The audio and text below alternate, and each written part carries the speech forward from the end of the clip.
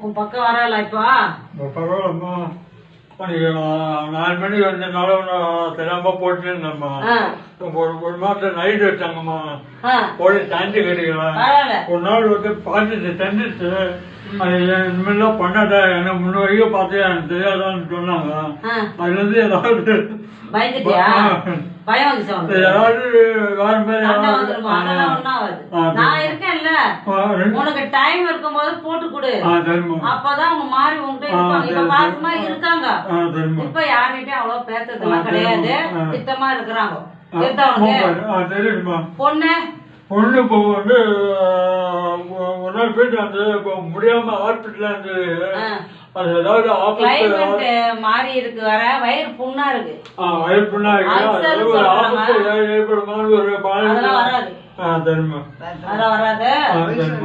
அவ பண்ண இதுக்கு அனுபவிக்கணும் இல்லையா? அவ பண்ணதுக்கு தாய் தகப்பன கண் கலங்க வச்சதுக்கு அனுபவிக்கிறா. புருஷன் நல்லா இருக்கிறான், அவனை பாத்துக்க மாட்டான், சரியா? குழந்தையும் பாத்துக்க மாட்டான், புரியுதா?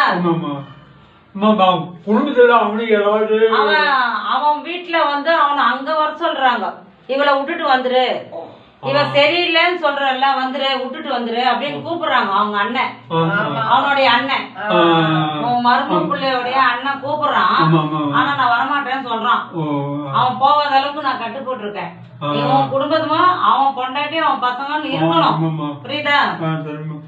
அவன் வந்து இப்ப அவங்க அம்மா வந்து திட்டுறா, அவன் கூட இருந்து பாருன்னு சொல்ற. அவன் பொண்ணாட்டி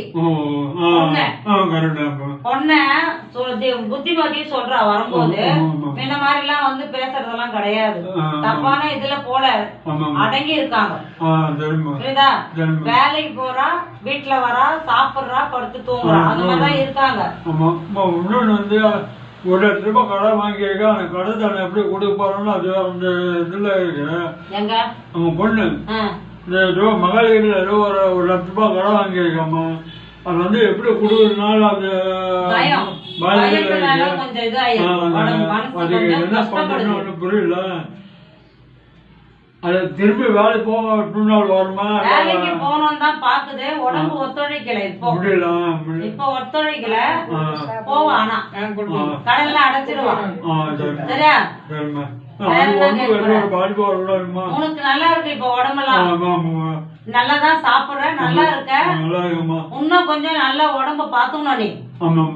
இப்ப வேலை செய்யறதுல உன்னையே கூப்பிடுறாங்க, திருப்பியும் அதிகமான வேலை குடுக்கறாங்க. வேற ஆளை ஒப்படைக்க முடியல, உங்ககிட்டயே ஒப்படைக்கிறாங்க, பாத்துக்க சொல்லி கேக்குறாங்க. அது உனக்கு சந்தோஷம் தானே? தை மாசம் தான் அந்த பிஎஃப் பணம் வரும், அங்க போய் கேட்கணும் நீ. பிஎஃப் பணத்தை முதல் செஞ்ச இடத்துல பணத்தை வந்து தை மாசம் வரும் நான் சொல்லி இருக்கேன். அப்ப நீ போய் ஜனவரியில போய் கேளு, சரியா? அந்த பேர்லாம் மாறும், ஆட்டோமேட்டிக்கா மாறி வரும், வந்து உனக்கு குடுத்துருவாங்க, சரியா? ஓட்டு பாக்குறேன், அந்த மாதிரி கொஞ்சம் நான் கணக்கு பண்ணா 13,000 வருது.